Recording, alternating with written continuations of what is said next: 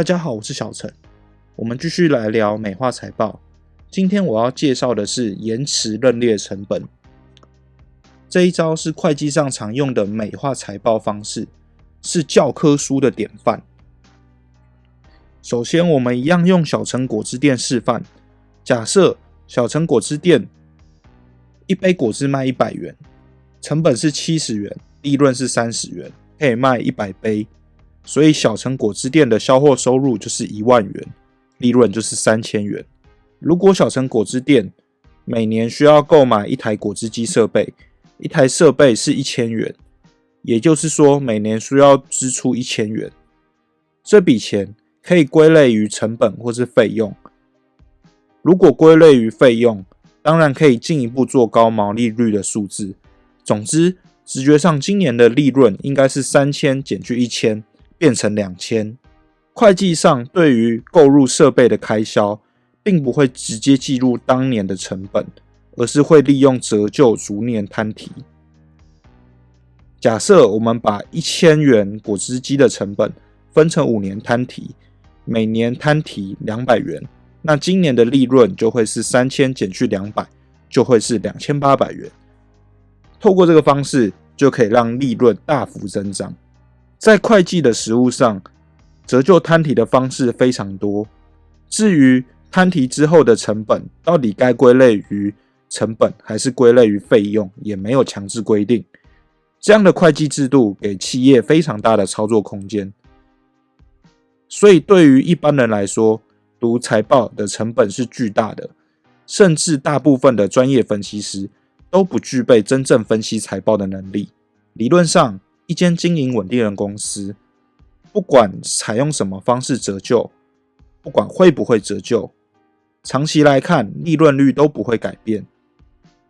例如小陈果汁店每年都需要买一台果汁机，采用5年摊提的方式折旧，和不折旧的方式比较一下。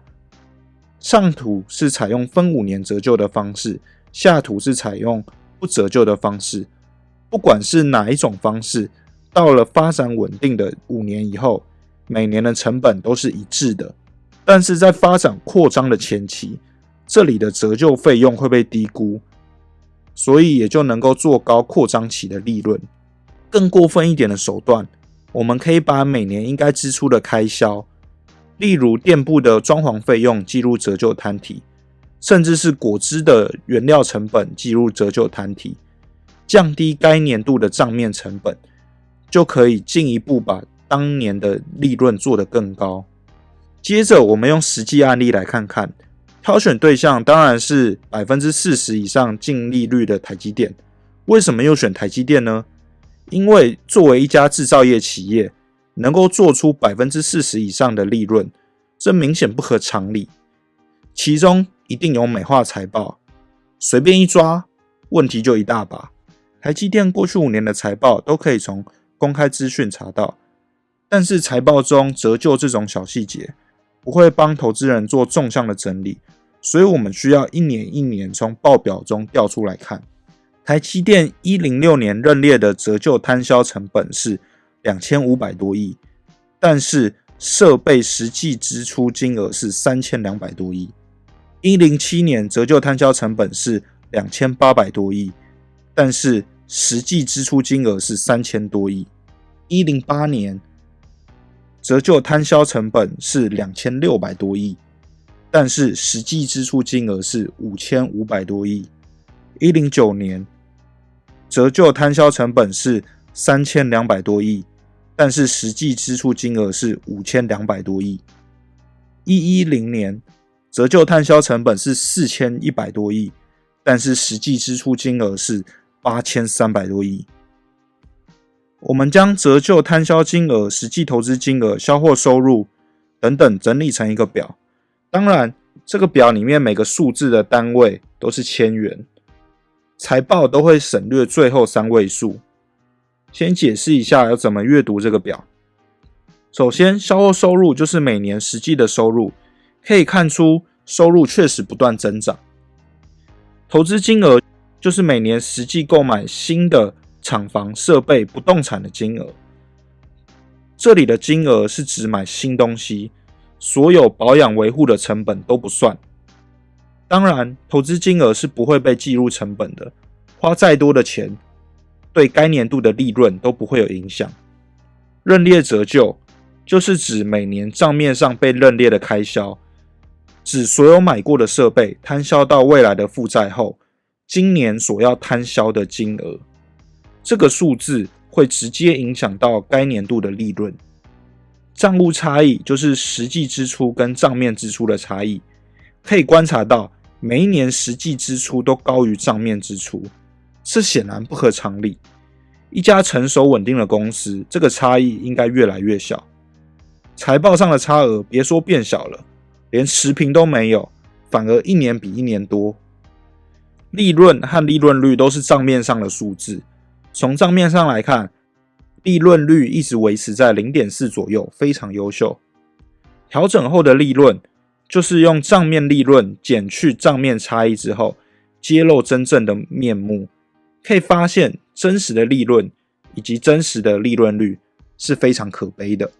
可以明显的看出台积电实际投资的金额逐年增长，但是摊销费用完全追不上实际投入的成本，也就是说台积电的成本被严重低估，许多实际发生的成本账面上被分摊到未来负担。这种会计手法称为延迟成本认列时间，是一种经典的盈余操纵手法。也就是说，台积电用这种方式做高自己的利润，美化财报。透过资产负债表可以发现，不动产、设备、厂房这一项资产越来越多。理论上，一家成熟企业折旧的速度应该要跟新采购的速度差不多，所以这里的变化应该逐渐趋于零。如果真的有必要进行大量的投入，那销货的幅度也要出现对应的增长，否则资产不断的增加就没有意义。除非这一间公司正在逐渐没落，必须要做很多不赚钱的投资，亦或是这间公司在做假账。当然也无法排除这间公司正在搓大招，准备一鸣惊人。如果不断增加投资能够带来对应的成长的话，那也无所谓。